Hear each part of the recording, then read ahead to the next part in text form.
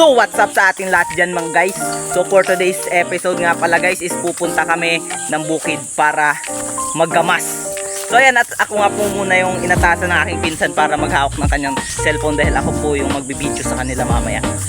So ito guys sila.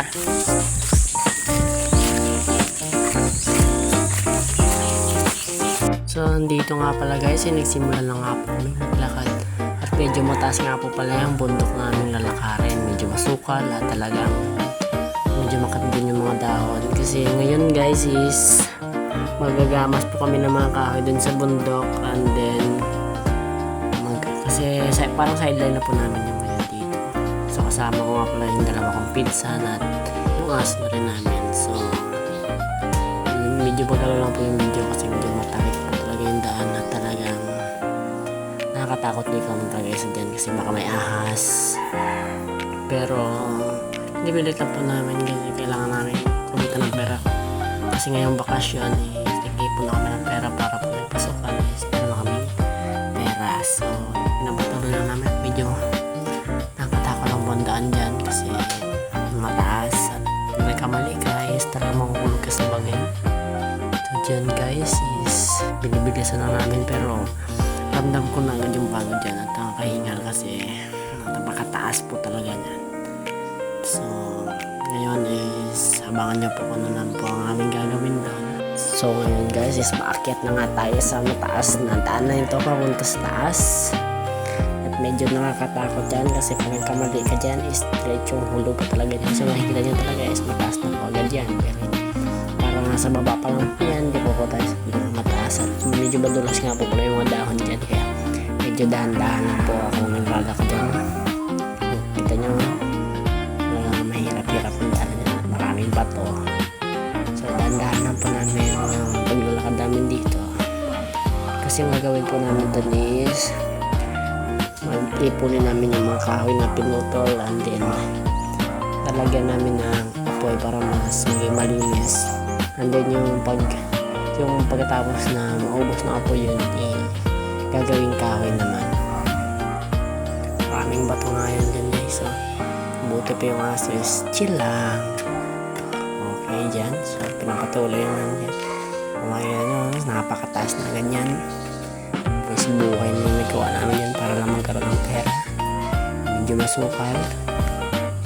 Tiis-tiis lang kami dyan kasi nitlaga namin ng pera. Kasi yung vlog nito is parang sideline lang din. Kahit na walang nanonood is tuloy lang namin. Kasi pag may pangarap, pinagsisikapan yan. So, balik tayo dito. So nandito nga kami rin sa may taas. Guys. Yan. Nakikita nyo. Yan po yung mga gagamasin nun, yung mga nagtataas ang kahoy dyan. So bali yan po. Ganyan po karami ang aming gagamasin yan guys. Yan. Medyo nakakapagod yan. Hindi pa ramdam yung ina dyan pero mamaya nagsimula nga po pala kami dito mag-ipon at magputol ng kahoy at ipinapuyan na rin namin to para maging mabilis at di ko pa pala namalayan natubak nga po pala yung cellphone ko kaya hindi po nabidyohan yung mga nangyari at naganap dun sa video po yun. Sa time nga pong yan sinuubos na po pala namin papuyan at linisin yung part ng bundok na yun guys. At yun po ako na lang rin. So yun nga guys. Yun nga po.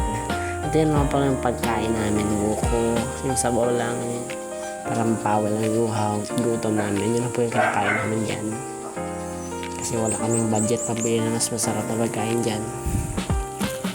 And last is ito na nga po pala yung pinaka-result ng aming ginawa. Yan, ang nakita nyo kanina is medyo masukal pa, ngayon is mas maayos na wala na masyado natataas ang kahoy at inubos na nga po pala naman po yan. Medyo nakakapagod nga po yung time na yan. At yung mga kamay namin dyan puno ng uling, pinagpapawisan. Napakasakit nga po sa mata kasi talaga ang pawis mo talaga at ang init ng panahon. Wala pa po kaming almusal dyan, wala pang tanghalian. Kapag uwi magluluto pa po kami dyan. Pero tuloy-tuloy lang kami dyan kasi kailangan namin ng budget. mahirap talaga maging mahirap. Pag mayaman, pinapalo sila like pag kaming mga mahirap, ini-skip lang. Paano kami lalago niyan kung ini-skip yung kaming mga mahirap?